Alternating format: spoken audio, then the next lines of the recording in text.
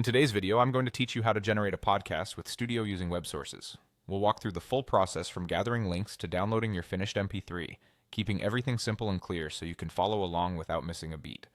Start by collecting the web pages you want the podcast to draw from. These could be articles, blog posts, reports, or documentation you have permission to use. Make sure the links load correctly in your browser and aren't behind strict paywalls. When you're ready, click the Add Sources button and paste each website URL.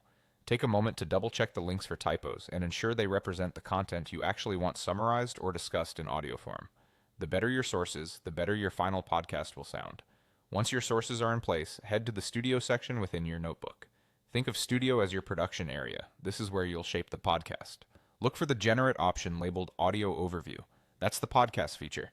It pulls together your added sources and prepares a spoken overview designed to be engaging and coherent. Before you generate anything, customize your podcast so it fits your goals. Choose a format that matches your intent. Deep Dive is great for thorough exploration, Brief is perfect when you want a fast summary, Critique emphasizes evaluation and analysis, and Debate frames the content as contrasting viewpoints. Next, select the language that best suits your audience. If you're publishing internationally, consider the language your listeners are most comfortable with. Finally, adjust the length. Shorter episodes are great for quick updates, while longer ones allow for richer context. Aim for a time frame that your audience will actually finish.